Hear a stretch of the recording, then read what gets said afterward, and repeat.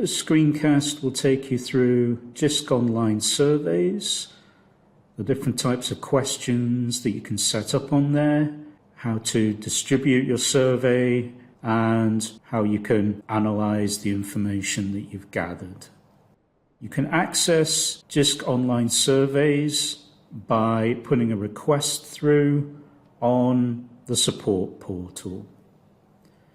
You'll then be given access to JISC online surveys, and there's an example of what that looks like here on the screen. So in JISC online surveys, you can create some explanatory text. You can set up some simple yes/no questions. You can set up multiple choice questions where you can only give one answer. You can set up multiple choice questions where you can give more than one answer. You can create drop-down lists if you have a large number of possible answers. You can set up short text answer boxes. And you can set up longer text answer boxes. And you can also indicate the date and time if that's relevant to your particular survey. How do you set these up?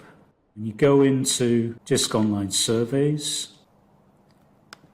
you will have a dashboard. First time you go on here, your dashboard will be empty as you won't have any surveys. So the first thing you'll need to do at the top right is create a survey.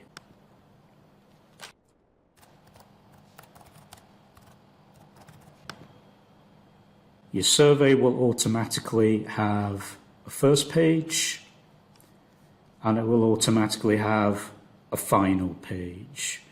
The final page, you can edit the content, but it is basically the page that the person is sent to once they're finished. You usually have thanks information on there, anything else you want to include, contact details, stuff like that on your final page. You can give your page a title if you want to.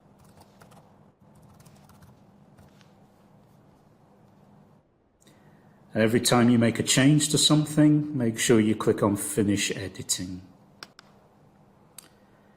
To add more to this page, click on Add New Item.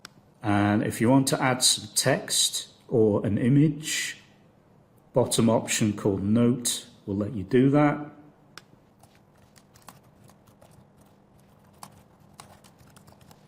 And you can also include links. Always finish editing. Anything that you can add to a page, you can move up and down the page. You can delete it. You can indent it. And you can duplicate it. Moving on through some of the other questions. A simple multiple choice question.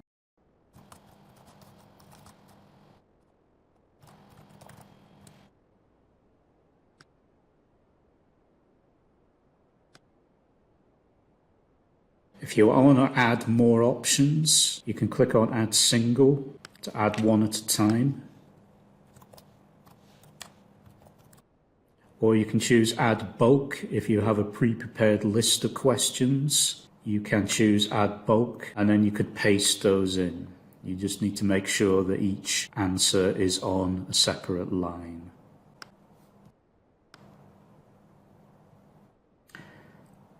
Questions, you can see there are some options down at the bottom.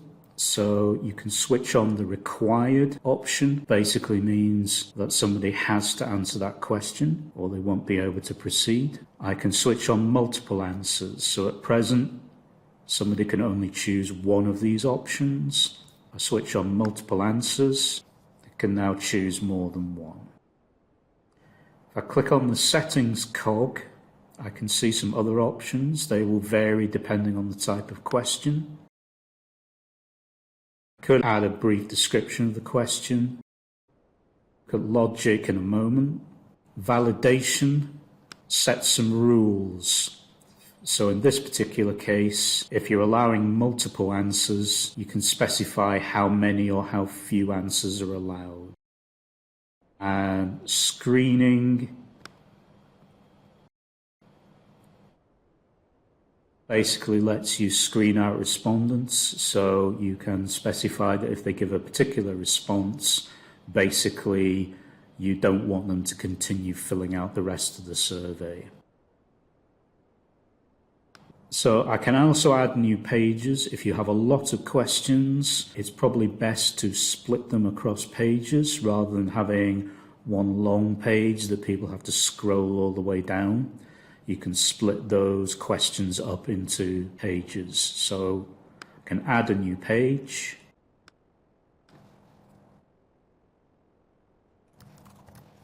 And then continue to add some more questions. So as we've seen, if you've got a lot of multiple choice answers, it may be that rather than listing them all, so the person has to scroll up and down a lot, you could create a drop-down box instead. And once again, I can add those one at a time.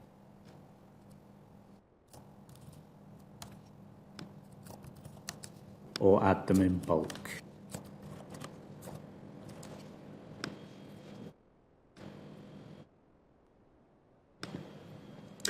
At any point when I'm adding questions, if I want to see what that is going to look like, I can click on Preview. And that will let me work through questions that I've created up until now. I can see what that drop-down list is going to look like for the person who's filling it out. Continuing through the questions. Got the grid option, lets you create Likert scales.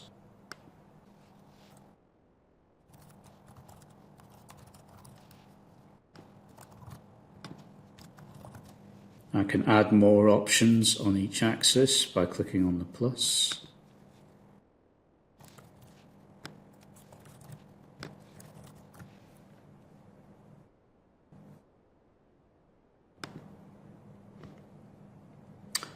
I can create a short single line free text question.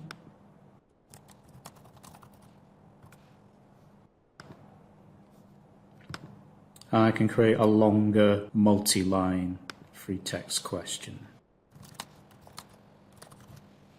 I'll go into the question properties for a free text answer. Choose validation.